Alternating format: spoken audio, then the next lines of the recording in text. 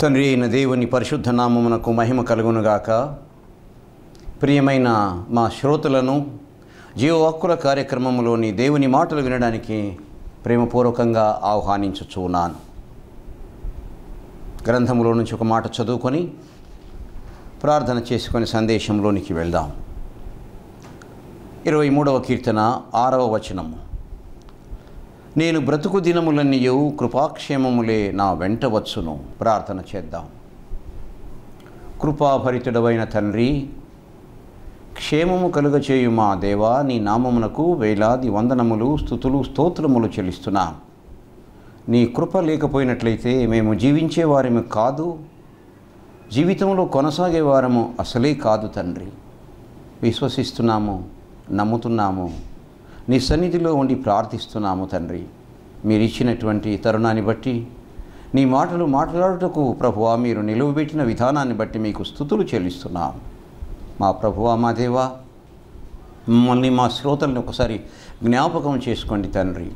నీ మాటలు నాకు, మాకు, మా శ్రోతలకు ప్రభువా మీరు వినిపింపచేయండి.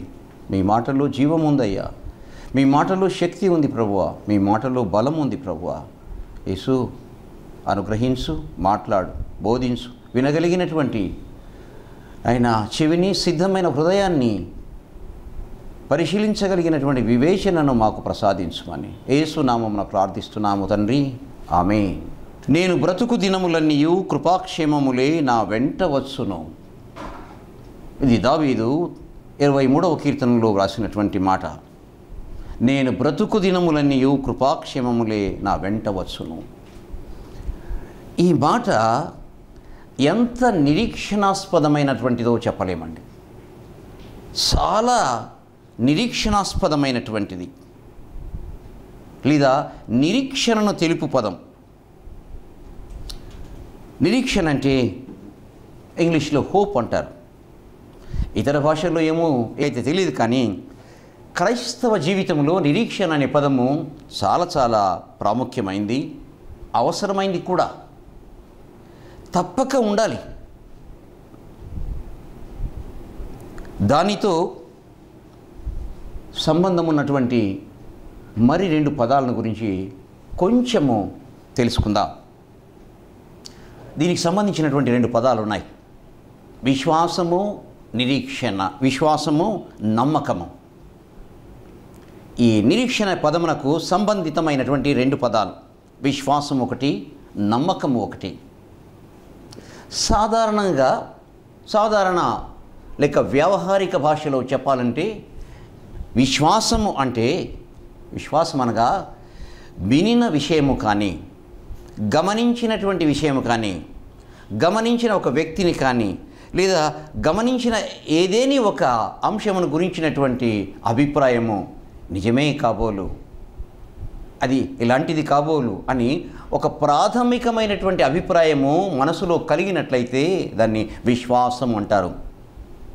విశ్వాసము ఇది సాధారణ భాషలో చెప్పాలంటే, విన్నాము, గమనించాము, ఆ వ్యక్తి, ఆ విషయము, ఆ సందర్భము నిజమే, అవును కదా, అవును కాబోలు, వాస్తవం అయిండొచ్చు అని ప్రాథమికమైనటువంటి అభిప్రాయం ఒక వ్యక్తి హృదయంలో కలిగినట్లయితే దాన్ని విశ్వాసము అని అంటారు. మరి నమ్మకం అనే పదము ఇంకొకటి ఉంది.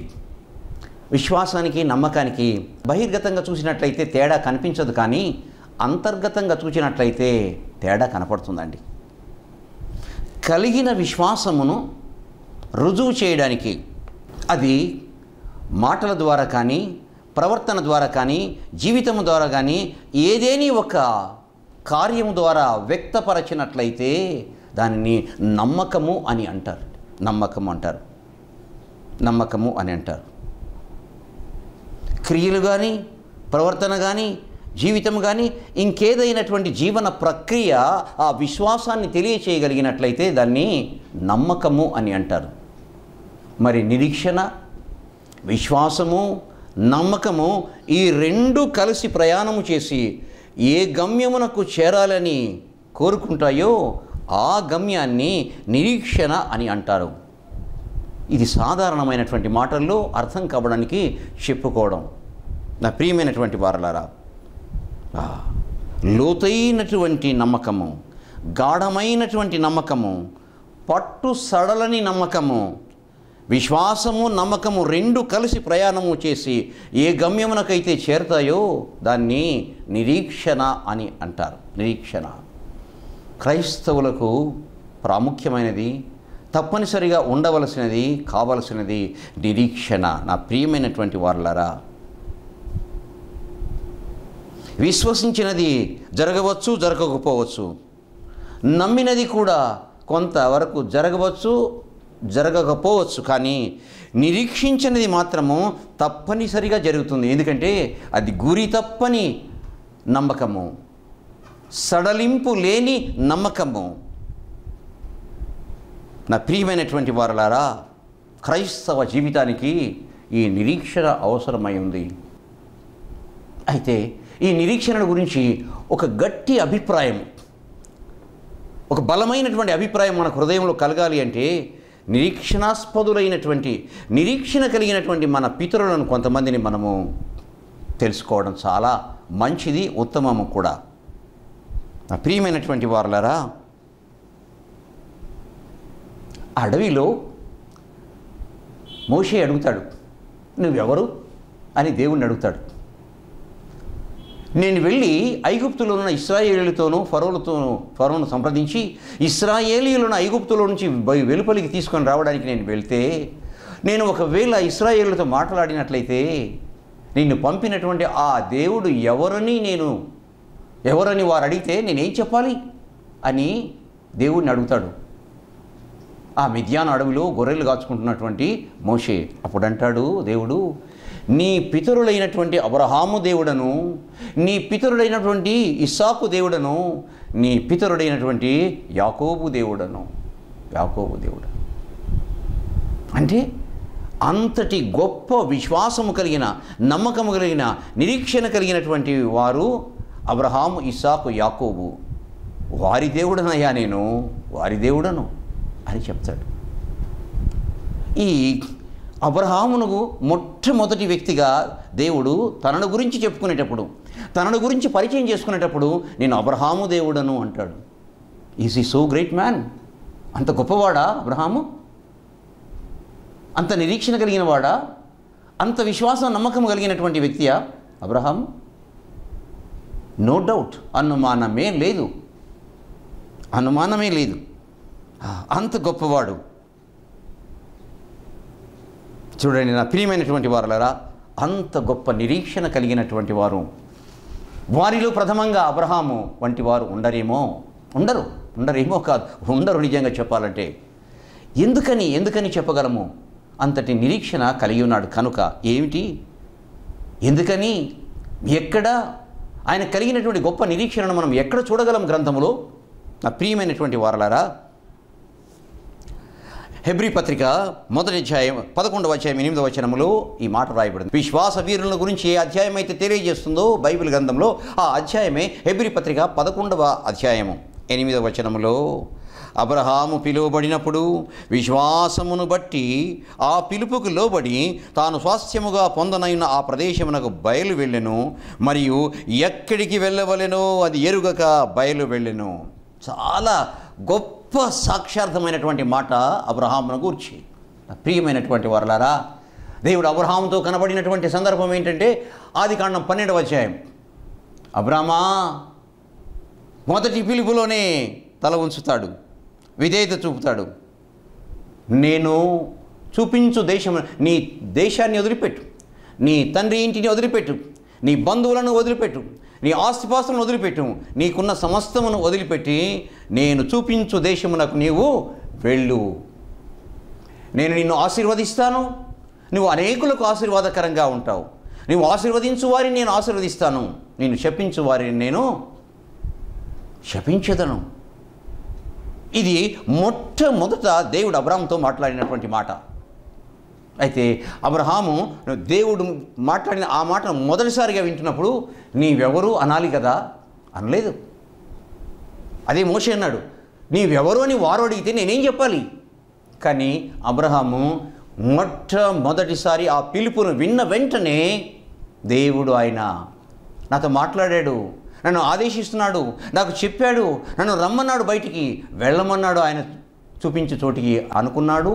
అంతే తప్ప ఎంత మాత్రము నన్ను ఎందుకు పిలుస్తున్నావు, ఎక్కడికి వెళ్ళాలి, ఎవరు అసలు, నేను నా దేశాన్ని ఎందుకు వదిలిపెట్టాలి, నా తల్లిదండ్రులు ఎందుకు వదిలిపెట్టాలి, నా బంధువులను ఎందుకు వదిలిపెట్టాలి, నా ఆస్తిని ఎందుకు వదిలిపెట్టాలి, అసలు నేను ఎందుకు వెళ్ళాలి, నా వయసు చూడబోతే 75 సంవత్సరాలే, నా భార్య వయసు చూడబోతే 66 సంవత్సరాల వయసులో ఉంది, మేము ఇలా వెళ్ళడం ఏంటి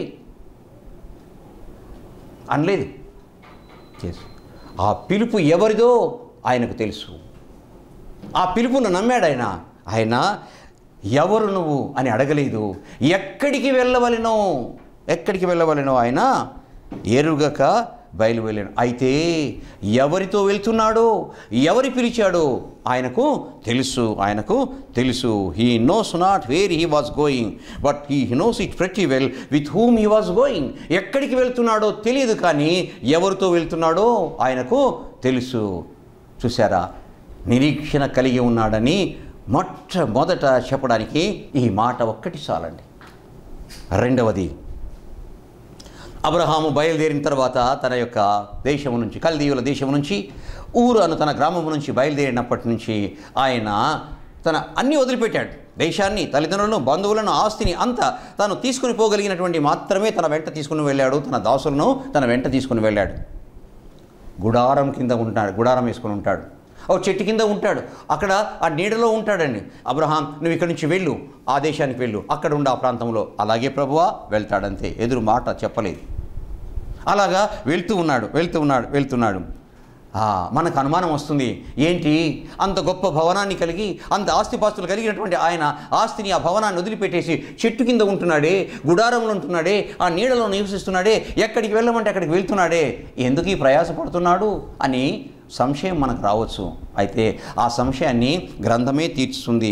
ఏంటంటే హెబ్రీ పత్రిక 11వ అధ్యాయము 10వ వచనములో, ఆ గుడారములో, ఆ చెట్టు కింద, ఆ నీడలో ఎందుకు నివసిస్తున్నాడంటే, దేవుడు దేనికి శిల్పియు నిర్మాణకుడై ఉన్నాడు, పునాదులు గల పట్టణము కొరకు అబ్రహాము ఎదురు చూచుచుండెను. నేను గతించిపోయిన తర్వాత పరలోక పట్టణానికి వెళ్తాను, దేవుని పట్టణానికి వెళ్తాను. దేవుడే శిల్పి నిర్మాణకుడై ఏ పట్టణానికి పునాదులు వేసి నిర్మించాడో అక్కడికి నేను వెళ్తాను అనే నిరీక్షణ అబ్రహాముకు ఉందట. ఎంత గొప్ప సాక్ష్యము, ఎంత గొప్ప మాట, ఎంత నిరీక్షణాస్పదమైనటువంటి జీవితము.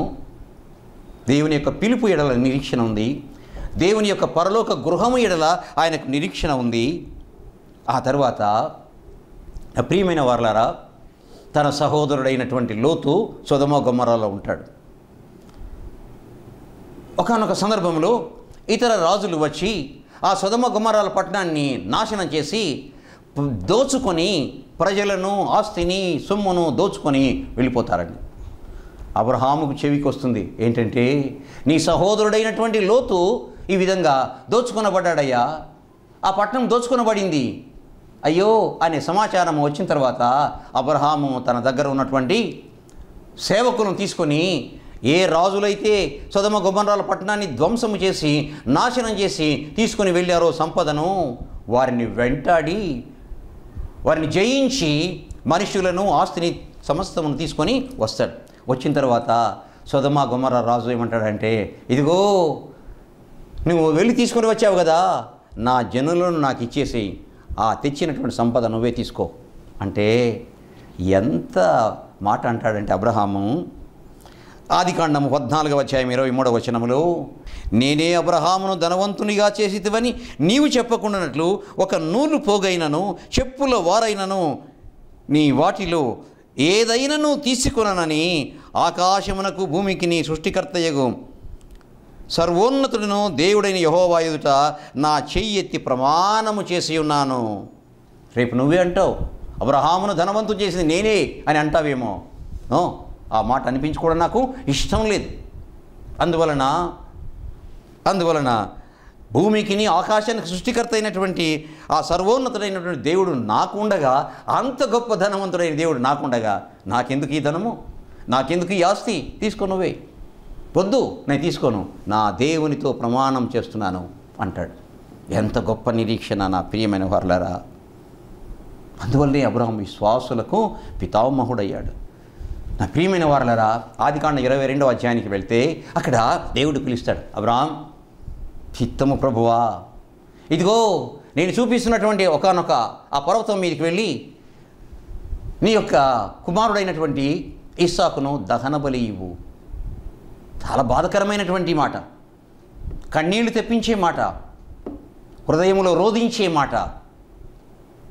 ఎవరైనా కన్న కుమారుణ్ణి, అది కూడా లేక పుట్టిన కుమారుణ్ణి, అది కూడాను ఏకైక కుమారుణ్ణి, అది కూడాను బహుగా ప్రేమించు ఇస్సాకును దహన బలి ఇవ్వమంటే ఇవ్వగలడా?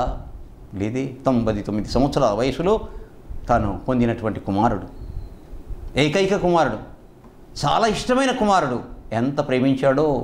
వాగ్దాన పుత్రుడు వంటి కుమారుణ్ణి దహన బలి, మామూలు బలి కాదు, దహన బలి ఇవ్వమంటే ఇవ్వగలడా? ఏం మాట్లాడలేదు. ఓకే, అలాగే ప్రభువా. కుమారుని తీసుకున్నాడు, పని వాళ్ళని తీసుకున్నాడు, గాడిదలను తీసుకున్నాడు, గాడిదల మీద ఆ కర్రలు వేసుకున్నాడు. సరిగ్గా మోరియా పర్వతం దగ్గరికి వెళ్తాడు. ఆ దాసులతో చెప్తాడు, మీరు ఇక్కడే ఉండండి, మీరు గాడిదలు ఇక్కడే ఉండండి. అక్కడ అంటాడు, ఏమన్నాడంటే ఆదికాండం 22వ అధ్యాయం 5వ వచనంలో చక్కని మాట వ్రాయబడింది. ఆదికాండం 22:5లో, నేనును ఈ చిన్నవాడును అక్కడికి వెళ్ళి దేవునికి మ్రొక్కి వచ్చేదము. నేనును ఈ చిన్నవాడును అక్కడికి వెళ్ళి దేవునికి మ్రొక్కి వచ్చేదము అంటే బలి ఇవ్వడానికి కాదా? అక్కడ దేవుడు అడిగితే బలి అంటే ఓకే అలాగే ఇస్తానన్నాడు. ఇక్కడికి వచ్చి ఏమంటున్నాడంటే వారితో, నేనును ఈ చిన్నవాడును వెళ్ళి దేవునికి మ్రొక్కి వచ్చేదాం, మీరు ఇక్కడే ఉండండి. ఏంటి అబ్రాహాం ఇలా మాట్లాడుతున్నాడు? మాట తప్పుడు మాటలు మాట్లాడతాడు ఏంటి అబ్రాహాం?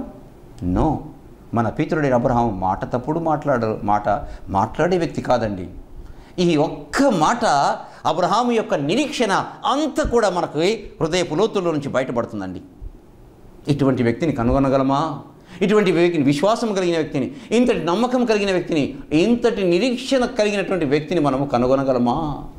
విశ్వాసం కలిగిన వాళ్ళందరూ ఎవరవుతారంటే అబ్రహాము కుమారుడు అవుతాడు, అబ్రహాము కుమార్తెలు అవుతాడు. జక్కయ్య విశ్వసించినటువంటి ఆనాడు ఏమంటే దేవుడు యేసు ఉంటాడు, ఇతడును అబ్రహాము కుమారుడే కదా, నేడు ఈ ఇంటికి రక్షణ వచ్చి ఉన్నది. అంత గొప్ప నిరీక్షణ.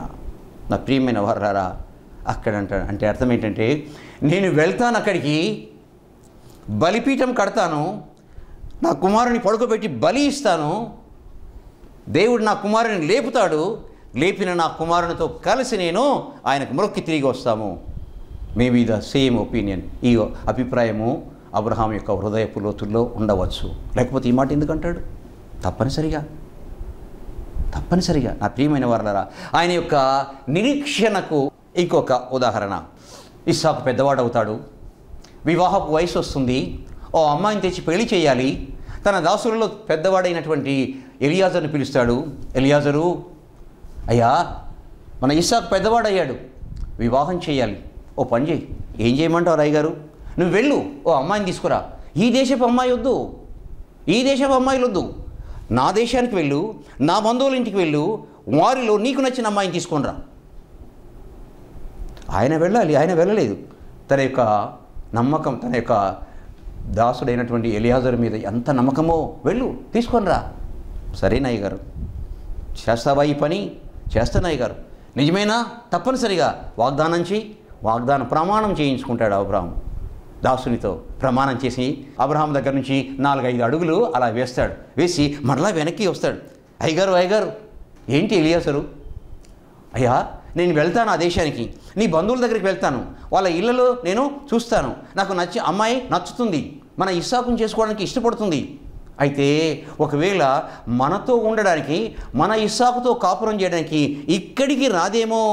అటువంటి సమయంలో మన ఇస్సాకును అక్కడికి తీసుకొని పోవాలనా, ఆ అమ్మాయి దగ్గరికి తీసుకొని పోవాలనా, ఆ దేశానికి తీసుకొని పోవాలనా, వాళ్ళ దగ్గరికి తీసుకొని పోవాలనా అని ఎలియాజర్ అబ్రాహాంతో అంటాడు.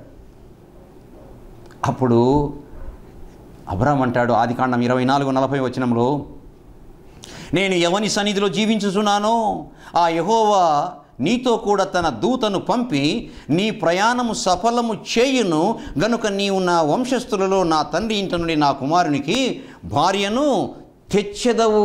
100%. ఏ దేవుడైతే నన్ను పిలిచాడో, ఏ దేవుడైతే నన్ను రమ్మన్నాడో, ఏ దేవుని యొక్క స్వరాన్ని విని నేను వస్తున్నానో, ఏ దేవుడైతే నన్ను ఆదరించాడో, ఏ దేవుడైతే నన్ను నడిపిస్తున్నాడో, ఏ దేవుడు అయితే వాగ్దానం చేసి నా కుమారుని ఇచ్చాడో, ఆ దేవుడు తన దూతను నీకు ముందుగా పంపించి నీ ప్రయాణము సఫలము చేయునుగాక, నీవు నా కుమారునికి భార్యను తెచ్చేదావు. అంతే. ఎంత నమ్మకము, ఎంత నమ్మకం. ప్రియమైన వారలారా, నిజంగా అబ్రహాము జీవితాన్ని చదువుతున్నా, అబ్రహాము జీవితాన్ని ధ్యానిస్తున్నా నాకు ఎంత సంతోషం, ఎంత బలం అంటే నేను ఊహించలేనండి. ఎంత గొప్పవాడు మన యొక్క పితరుడైన అబ్రహాము. అందువల్లనే పాపం చేత పట్టబడి అనారోగ్యంగా ఉన్నటువంటి వ్యక్తి ఆ పాపం నుంచి విడుదల చేయబడిన తర్వాత ఇదిగో ఇన్ని సంవత్సరముల నుంచి 18 సంవత్సరముల నుంచి దురాత్మ చేత పీడింపబడినటువంటి ఈమె అబ్రహాము కుమార్తె కాదా? అబ్రహాము కుమార్తె కాదా? ఎంత గొప్ప మాట యేసు అంటాడు. యేసు అబ్రహామును గురించి ప్రశంసిస్తాడు, అబ్రహామును గురించి ప్రస్తావిస్తాడంటే అబ్రహాము ఎంత గొప్పవాడైన వ్యక్తి. ప్రియమైన వారలారా, జక్క ఇంటికి రక్షణ వచ్చినప్పుడు యేసు అంటాడు ఏమనంటే, ఇతడును అబ్రహాము కుమారుడే కదా, ఎందుకంటే నేడు ఇతని ఇంటికి రక్షణ వచ్చింది. తర్వాత దావీదుని గురించి కూడా కొన్ని మాటలు మనం చెప్పుకుందాం నా ప్రియమైన వారలారా. దావీదు జీవితమంతా కూడాను it's a life of hope, నిరీక్షణాస్పద జీవితము. 23వ అధ్యాయానికి వచ్చినట్లయితే, యెహోవా నా కాపరి, నాకు లేమి కలుగదు. ఆయన నా కాపరిగా ఉండగా నాకు ఏ కొరత ఉండదు, ఏ లేమి ఉండదు. పచ్చిక గల చోట్ల ఆయన నన్ను పరుండు చేయును, శాంతికరమైన జలముల యొద్ద ఆయన నన్ను నడిపించును, నా ప్రాణమునకు ఆయన సేద తీర్చును. చిరకాలము నేను యెహోవా మందిరములో నివాసము చేసేదను. వాట్ ఏ గ్రేట్ హోప్, ఎంత గొప్ప నిరీక్షణ. ఇంకా అంటాడు దావీదు 20వ కీర్తన 1వ వచనములో తన యొక్క మాట విన్నట్లయితే ఎంత ధైర్యం మనకు వస్తుందంటే, ఆపత్కాలమందు యెహోవా నీకు ఉత్తరం ఇచ్చునుగాక. గాక, ఈ గాక అనే పదం మాట ఎప్పుడు ఉపయోగిస్తామంటే సంపూర్ణమైనటువంటి నిరీక్షణ కలిగినప్పుడు, 100కి 100 నిరీక్షణ. యాకోబు దేవుని నామము నిన్ను ఉద్ధరించునుగాక. నిరాశతో, నిస్పృహతో, బాధ వేదనతో ఉండి దిగులుగా ఉన్నప్పుడు ప్రాణంతో చెప్తాడు దావీదు. తన ప్రాణంతో అంటాడు, ఏమన్నాడంటే, నా ప్రాణమా నీవేళ కృంగి ఉన్నావు, నాలో నీవేళ తొందరపడుచున్నావు, దేవుని యందు నిరీక్షణ ఉంచుము. నా ప్రాణమా నీవేళ కృంగి ఉన్నావు, ఎందుకు తొందరపడుతున్నావు, దేవుని యందు నిరీక్షణ ఉంచుము ప్రాణమా అని తన ప్రాణాన్ని ఓదార్చుతాడు దావీదు. ఎంత నిరీక్షణ కలిగినటువంటి వ్యక్తి, ఎంత నిరీక్షణ కలిగినటువంటి వ్యక్తి. నిరీక్షణ కలిగిన వారంటే ఆయనకు చాలా చాలా ఇష్టము. నిరీక్షణ గల వారి యొక్క ప్రార్థన వింటాడు ఆయన. నిరీక్షణ గల వారి కొరకు ఆయన ఎదురు చూస్తాడు ఆయన. నిరీక్షణ గల వారితో ఉంటాడు ఆయన. నిరీక్షణ గల వారితో కలుస్తాడు ఆయన. నిరీక్షణ గల వారితో ఆయన నడుస్తాడు. నిజమేనా? 100కి 100 నిజమేనండి. నిరీక్షణ కలిగిన వారు. నా ప్రియమైనటువంటి వారలారా, యేసు ప్రభువుల వారు శిలువ మరణమును పొందాడు. అయిన తర్వాత ఆయన పునరుద్ధరణై లేచాడు. లేచిన తర్వాత చాలామందికి కనిపించాడు. అయితే ఆ ఎమ్మాయి గ్రామానికి వెళ్తున్నటువంటి వారికి ఎందుకు కనపడవలసి వచ్చింది? వారి శిష్యుల, బంధువుల, ఆ తర్వాత ఇంకా ఏమైనా ప్రత్యేకత ఉందా వాళ్ళకు? మరి వారితో ఎందుకు కలవాల్సి వచ్చింది? ఆయన వారితో ఎందుకు నడవవలసి వచ్చింది? ఆయన వారితో ఎందుకు మాట్లాడవలసి వచ్చింది? ఆయన ఎందుకు వారితో వెళ్ళాలి? వాళ్ళ గృహానికి వారితో ఎందుకు ఉండాలి? వారితో ఎందుకు రొట్టె తినాలి, రొట్టె విరవాలి? What is the reason? ఎందుకని చాలామంది ఉన్నారు కదా. తన తల్లి ఉంది, ఆమె కనపడవచ్చు. ఇంకా చాలామంది ప్రముఖులు ఉన్నారు కదా, వారితో కలుస్తాడు. ఎందుకని కలుస్తాడు? నడుస్తాడు, మాట్లాడతాడు, ఆతిథ్యాన్ని అంగీకరించి వాళ్ళ యొక్క గృహానికి వెళ్తాడు. ఎందుకంటే వారితో ఆయన వెళ్తూ ఉన్నప్పుడు వారి సంభాషణలో ఏంటి దిగులుగా ఉన్నారు, ఎవరిని గురించి మాట్లాడుకుంటున్నారు, ఏంటా దిగులు, దిగులు, ఎందుకు మీరు ఇలా మాట్లాడుతున్నారని చెప్పేసి యేసు వారిని ప్రశ్నించినప్పుడు వారు అంటారు, ఏమన్నారంటే లూకా సువార్త 24వ అధ్యాయము 19-20 వచనాల్లో మేమేమనుకుంటున్నామంటే ఆయన గురించి, ఆయన దేవుని ఎదుటను ప్రజలందరి ఎదుటను క్రియలోను వాక్యములోను శక్తిగల ప్రవక్త అయ్యుండెను. మన ప్రధాన యాజకులను అధికారులను ఆయనను సిలువకు ఏలాగు మరణశిక్ష అప్పగించురో నీకు తెలియదా? ఇశ్రాయేలును విమోచించబోవాడు ఈయనే అని మేము నిరీక్షించి ఉంటిమి. ఇదండి వారి యొక్క హృదయపు లోతుల్లో ఉన్న నిరీక్షణ. ఇశ్రాయేలును విమోచించబోవాడు ఆయనే అని మేము నిరీక్షించి ఉంటిమి. ఎంత గొప్ప నిరీక్షణ!